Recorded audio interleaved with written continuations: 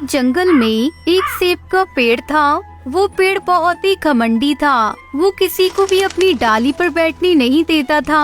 ठीक उसके सामने एक आम का पेड़ था जो बहुत दिलदार था। उसे सबकी बहुत परवाह थी। एक दिन एक बूढ़ा कबूतर जंगल से गुजर रहा था। वो चलते चलते बहुत थक गया और सेब के पेड़ की छांव में बैठ गया। उठो यहाँ से। सेब के पेड़, मैं बहुत थक चुका हूँ, मुझे थोड़ी देर आराम करने दो, मैं आराम करके निकल जाऊंगा। नहीं, तुम अभी उठो और निकल जाओ यहाँ से। यहाँ से जाके दूसरे पेड़ के नीचे आराम करो। फिर भी वो बूढ़ा कबूतर पेड़ की बात नहीं मानता। अब देखो मैं क्या करता हूँ। गुस्से में आकर सेब का पेड़ उस बूढ़े कबूतर के ऊपर अपने सेब गिराने लगता है। ये तुमने क्या किया? एक ना एक दिन तुम्हारा घमंड जरूर उतरेगा। ये सब पास ही खड़ा आम का पेड़ देखता है और बूढ़े कबूतर को कहता है, तब तक आप लोग कमेंट में बताएं 90 + 40 कितने होते हैं। अरे अरे आप चिंता मत करिए, यहाँ आइए मेरी डालियों की छाँव में। शुक्रिया, लेकिन अभी बहुत वक्त हो गया है और मुझे घर भी जाना है। वो बूढ़ा कबूतर वहाँ से निकल जाता है। ऐसे ही कुछ दिन बीत जाते हैं। एक दिन वहाँ से एक टुनटुनी चिड़िया अपने बच्चों के साथ जा रही थी। वो रहने के लिए पेड़ ढूंढ रही थी। तभी उनकी नजर उस सेब के पेड़ पर पड़ती है। अरे वो देखो, वो सेब का पेड़ कितना बड़ा है और उसकी डालियाँ भी बहुत बड़ी है। क्यों ना हम इसी सेब के पेड़ को अपना घर बना लें। हाँ हाँ, ये बहुत बड़ा है। हम उस सेब के पेड़ से जाकर पूछते हैं, सुनो, क्या हम इस पेड़ पर रह सकते हैं? नहीं, तुम यहाँ नहीं रह सकते। टुनटुनी चिड़िया सेब के पेड़ से बहुत विनती करती है, लेकिन वो उसकी एक नहीं सुनता। फिर टुनटुनी को सामने काम का पेड़ दिखाई देता है। फिर वो उसके पास जाते हैं। सुनो, क्या हम इस पेड़ पर रह सकते हैं? हाँ जरूर, क्यों नहीं। टुनटुनी चिड़िया खुश हो गई और उस आम के पेड़ पर रहने लगी। टुनटुनी चिड़िया को रोज ताजे ताजे आम भी खाने मिल रहे थे। ऐसा रोजाना चलने लगा। एक दिन कुछ लकड़हारे कौवे जंगल में पेड़ काटने आते हैं। उनकी नजर आम के पेड़ पर पड़ती है। अरे वो आम का पेड़ कितना बड़ा है, इसे बेचकर हम बहुत पैसे कमाएंगे। लकड़हारे कौवे आम के पेड़ के पास जाते हैं। उन्हें उस पेड़ पर टुनटुनी चिड़िया का परिवार दिखाई देता है। अरे ये क्या, इस पेड़ पर तो चिड़िया का घोंसला है, हम इस पेड़ को नहीं काट सकते। तभी एक लकड़हारे कौवे की नजर उस सेब के पेड़ पर पड़ती है। अरे वो देखो, सामने एक बड़ा सेब का पेड़ है, चलो हम उसे काटते हैं। लकड़हारे सेब के पेड़ को काटने लगते हैं। ये देख सेब का पेड़ अपने बचाव में उन पर सेब गिराने लगता है। फिर भी लकड़हारे नहीं रुकते। बचाओ बचाओ, कोई मेरी मदद करो, बचाओ, अरे बचाओ रे। तुम्हें उस सेब के पेड़ को बचाना चाहिए, जाओ उसकी मदद करो। नहीं, हम नहीं करेंगे उसकी मदद, वो बहुत बुरा घमंडी है। अरे नहीं दोस्तों, ऐसा मत बोलो, फिर उसमें और हम में क्या फर्क रह गया। हाँ ठीक है, हम उसे बचाते हैं। टुनटुनी चिड़िया सेब के पेड़ पर जाती है। रुको लकड़हारे, पेड़ को तोड़ना बंद करो। नहीं, हमें ये पेड़ तोड़ना है, तुम जाओ अपना काम करो। तभी टुनटुनी चिड़िया गुस्सा होकर सेब निकालकर लकड़हारे को मारने लगी। अरे अरे अरे अरे, ये चिड़िया तो हमारी जान ले लेगी, भागो यहाँ से। शुक्रिया दोस्तों, तुम कितने अच्छे हो। मैंने तुम्हें यहाँ नहीं रहने दिया, फिर भी तुमने मेरी जान बचाई। आज से तुम यहाँ रह सकते हो और मेरे फल भी खा सकते हो। शुक्रिया बोलना है तो शाम के पेड़ को बोलो, उसने हमें मदद करने के लिए मनाया। नहीं तो हम तुम्हारी कभी मदद नहीं करते, क्योंकि तुम्हें घमंडी इतना है। अब टुनटुनी चिड़िया का परिवार दोनों पेड़ों पर खुशी खुशी रहने लगा। तो दोस्तों, इस कहानी से हमें सीख मिलती है कि हमें कभी भी खुद पर घमंड नहीं करना चाहिए। टुनटुनी और उसकी 7 साल की बेटी पिंकी बहुत ही गरीब थे। टुनटुनी के पति की मौत के बाद से ही टुनटुनी और पिंकी बड़ी मुश्किलों में जी रहे थे। टुनटुनी अपने घोंसले का किराया भी नहीं दे पा रही थी। ऐसा जुल्म मत करिए सेठ जी, मेरे पति ने कितने सालों तक आपके यहाँ काम किया है। आज वो नहीं रही तो आप हमें घर से बाहर मत निकालो। इतनी ठंड में हम कहाँ जाएंगे। तेरा पति मेरे यहाँ काम करता था तो क्या उसके पूरे खानदान का ठेका ले लिया मैंने? मैंने घोंसले किराए पर चढ़ाने के लिए बनाए, कोई धर्मशाला खोलकर नहीं रखी है।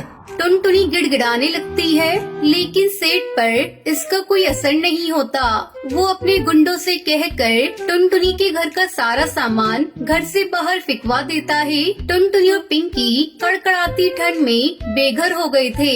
दूसरी तरफ सेठ जैसे ही घर पहुंचता है, उसकी बीवी उस पर गुस्सा करने लगती है। फिर अकेले आ गए। मैंने कहा था ना, आज घर में नहीं घुसने दूंगी अगर कोई नौकरानी नहीं लाए तो। पुरानी नौकरानी को काम छोड़े 2 दिन हो गए, तब से सारे काम मुझे ही करने पड़ रहे हैं। अरे भाग्यवान, बस आज के लिए माफ कर दो, कल पक्का मैं किसी को ले आऊंगा। हाँ रहने दो, अब मैं तुम्हारी बातों में नहीं आने वाली। इतने मजदूर काम करते हैं तुम्हारे यहाँ, किसी को भी कह दो पैसों के लालच में दौड़कर आ जाते हैं। लेकिन नहीं, मैं सब समझती हूँ तुम्हारी चालाकी। इतनी ठंड में मुझसे घर के काम करवा कर अपने पैसे बचाने की सोच रहे हो ना, लेकिन ऐसा होगा नहीं। साफ साफ कह देती हूँ, मैं कोई काम नहीं करने वाली। सेठ कौवी को टुनटुनी का ख्याल आता है। ऐसा नहीं था कि उसे टुनटुनी के लिए कोई हमदर्दी थी या फिर वो टुनटुनी की कोई मदद करना चाहता था, बल्कि वो तो टुनटुनी के रूप में एक सस्ती नौकरानी चाहता था। वो तुरंत अपनी लकड़ी गाड़ी लेकर टुनटुनी के पास गया। टुनटुनी पिंकी के साथ अभी भी सड़क किनारे बैठी हुई थी। दोनों ठंड से कांप रहे थे। सेठ को देखते ही टुनटुनी हाथ जोड़ते हुए बोली, सेठ जी रहम कीजिए, मैं वादा करती हूँ जल्द ही आपका किराया चुका दूंगी। आपने अगर मदद नहीं की तो इस ठंड में मैं और मेरी बेटी जिंदा नहीं रह पाएंगे। सेठ जी रहम कीजिए। रहम आ गया, इसलिए आया हूँ वापस। तुम दोनों चलो मेरे साथ। आज से तुम्हें मेरे घर के सारे काम करने होंगे। बदले में रहने के लिए जगह मिल जाएगी तुम दोनों को, और कुछ पैसे भी, ठीक है? लेकिन एक बात साफ साफ सुन लो, घर के सारे काम तुम दोनों को ही करने होंगे, बिना किसी नानुकुर के। अगर मंजूर है तो बोलो, वरना मैं किसी और को देखता हूँ। मैं करूँगी ना सेठ जी, मैं सारा काम करूँगी। आपका बहुत बहुत शुक्रिया। सेठ टुनटुनी और पिंकी को लेकर अपने घर पहुंचता है और सुंदरी कौवी को उनके बारे में बताता है। लेकिन सुंदरी खुश होने की बजाय और नाराज हो जाती है। हे भगवान, तुमसे नौकरानी लाने को कहा था, जिम्मेदारी नहीं, इसे रखोगे कहाँ? ऊपर से इसकी बेटी भी है। अरे तुम बिल्कुल भी चिंता मत करो, तुम तो जी भर के काम कराओ इन दोनों से। तुम्हें नहीं पता आजकल नौकरानियों के दिमाग कितने खराब हैं। और रही बात रहने की, तो वो अपने घोंसले के नीचे जो खोल है वही रह लेंगी दोनों। सुंदरी कौवी टुनटुनी को काम पर रखने के लिए मान जाती है और टुनटुनी को घर के नीचे पेड़ के खोल में रहने को कहती है। खोल को देखकर पिंकी टुनटुनी से कहती है, माँ यहाँ तो सिर्फ खोल है, दरवाजा तो है ही नहीं। हम यहाँ कैसे रहेंगे माँ? मैम साहब, हम दिन में तो यहाँ रह लेंगे, लेकिन रात को? एक तो मेरे पति ने तुम दोनों को यहाँ लाकर वैसे ही तुम पर एहसान किया है, अब और क्या चाहिए? अपना कमरा दे दूं तुम्हें? रहना है तो यहीं पर रहो, वरना जा सकती हो दोनों। नहीं मैम साहब, हम रह लेंगे यहीं पर। बस अगर जमीन पर कुछ बिछाने के लिए और रात को ओढ़ने के लिए कुछ मिल जाता तो बड़ी मेहरबानी होगी। क्या मुसीबत है, रुको यहीं पर। सुंदरी कौवी कुछ ही देर में एक फटी पुरानी चादर लेकर वापस आ जाती है और उस चादर को वो टुनटुनी को देते हुए कहती है, ये लो, इसी से काम चलाओ। चाहो तो बिछाओ, चाहो तो ओढ़ लो। अब मुझे डिस्टर्ब मत करना, मैं सोने जा रही हूँ। सुबह मेरे उठने से पहले चाय और नाश्ता तैयार हो जाना चाहिए, समझी? सुंदरी अपने घोंसले में जाकर आराम से सो जाती है। टुनटुनी उस चादर से पिंकी को अच्छी तरह लपेट देती है और खुद ऐसे ही जमीन पर लेट जाती है। दिसंबर की उस ठंडी रात में टुनटुनी और पिंकी का बुरा हाल था। खोल में हर तरफ से ठंडी हवा आ रही थी। फिर अगले दिन, अरे महारानी, अब तक सो रही है? तुझे रात को ही कहा था ना, मेरे उठने से पहले चाय नाश्ता तैयार हो जाना चाहिए। वो माफ कर दीजिए मैम साहब, रात भर ठंड के मारे नींद नहीं आई। सुबह जैसे ही धूप आई तो आंख लग गई। मैं बस अभी करती हूँ सब कुछ। टुनटुनी उठकर तुरंत घर के कामों में लग जाती है। सुंदरी कौवी जितनी जुबान से कड़वी थी, उतनी ही दिल से भी कठोर थी। वो अपनी बेटी को पिंकी से बात तक नहीं करने देती थी। साथ ही टुनटुनी और पिंकी को घर का बचा कुचा खाने को ही देती थी। उसे अपनी अमीरी पर बहुत घमंड था। टुनटुनी, अभी तक ये बर्तन नहीं धोए, तू क्या कर रही है सुबह से? मैम साहब, अभी झाड़ू पोछा करके निपटी हूँ। वैसे सुबह तो बर्तन धोए थे मैंने। तो तुझे क्या लगता है मुफ्त की रोटी तोड़ने लाए हैं तुझे यहाँ पर? ये तेरी पिंकी सारा दिन बैठी रहती है, इसे क्यों नहीं कहती काम करने को? मैम साहब, पिंकी अभी बच्ची है, उसे रहने दीजिए, मैं करती हूँ ना। हाँ, और हम बैठे रहे तेरे इंतजार में कि कब बर्तन धुलेंगे और कब हम खाएंगे। साफ साफ सुन ले टुनटुनी, ये नवाबी मेरे सामने तो चलेगी नहीं। जब तू घर के दूसरे काम करती है तब तक इस पिंकी को बर्तन धोने में लगाया कर। ऐसे ही पूरा 1 महीना गुजर गया। टुनटुनी ने सेठ से जब अपने काम के पैसे मांगे तो सेठ गुस्से से बोला, तुझे रहने की जगह दी है, खाने को भी देते हैं, अब पैसे क्यों चाहिए तुझे? कैसी बात कर रहे हो सेठ जी? पूरा महीना मैंने और मेरी बेटी ने कैसे काटा है हम ही जानते हैं। पिंकी को ठंड की वजह से बुखार है, मुझे उसे डॉक्टर के पास लेकर जाना है और आपने मुझे पैसे देने की बात तो पहले ही कही थी ना, अब आप कैसे मुकर सकते हो? हाँ हाँ ठीक है। सेठ अपनी जेब से 200 रुपए निकाल कर टुनटुनी को देता है। टुनटुनी इन पैसों को देखकर कहती है, सेठ जी ये क्या, इसमें क्या होगा सेठ जी? वो मुझे नहीं पता, मैं बस इतना ही दे सकता हूँ। वैसे भी मैंने तुझ पर एहसान किया है। क्या एहसान किया है आपने मुझ पर? मैं और मेरी बेटी रात भर ठंड में ठिठुरते रहते हैं। आप और आपका परिवार क्या जाने ठंड क्या होती है। भगवान सब देख रहा है सेठ जी, इतने कठोर भी मत बनो। तेरी हिम्मत कैसे हुई मुझसे इस तरह बात करने की? निकल अभी मेरे घर से। हाँ हाँ जा रही हूँ, वैसे भी यहाँ रहना कौन चाहता है। पर सेठ जी फिर कभी किसी पर ऐसे एहसान मत करना जैसा मुझ पर किया आपने।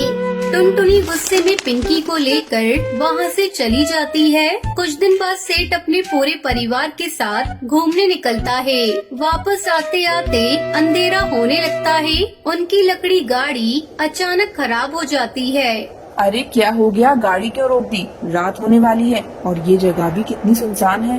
अरे भाग्यवान, रुकी नहीं, खराब हो गई है। सेठ गाड़ी से बाहर निकलकर गाड़ी ठीक करने लगता है, पर गाड़ी ठीक नहीं होती। सेठ का घर वहाँ से काफी दूर था। वो धीरे धीरे अपने घर की तरफ पैदल बढ़ने लगते हैं, लेकिन ठंडी हवा उन्हें आगे बढ़ने से रोक रही थी। कितनी ठंड है, मेरे तो पैर ही जम गए। सुनो जी, कुछ तो करो, बेटी का ठंड से बुरा हाल हो रहा है। हाँ, इससे पहले कभी ठंड का पता ही नहीं चला। घर में हीटर था तो पता नहीं था कि ठंड क्या होती है, पर मैं करूँ भी तो क्या करूँ। सेठ और सुंदरी हार मानकर एक जगह बैठ गए और भगवान को याद करने लगे। इतने में उन्हें कुछ दूर से एक रोशनी आती हुई दिखाई दी। वो टुनटुनी थी जो हाथ में लालटेन लिए उनकी तरफ बढ़ रही थी। टुनटुनी को देखते ही सुंदरी चौंकते हुए बोली, अरे टुनटुनी, तुम यहाँ? मैं यही पास वाली फैक्ट्री में मजदूरी करती हूँ। यहाँ पास ही में मेरी झोपड़ी है, आप सब जल्दी मेरे साथ चलिए, यहाँ बहुत ठंड है। टुनटुनी उन सभी को अपनी झोपड़ी में लेकर जाती है और ओढ़ने के लिए एक मोटा कंबल देती है। सेठ और सुंदरी बहुत शर्मिंदा थे।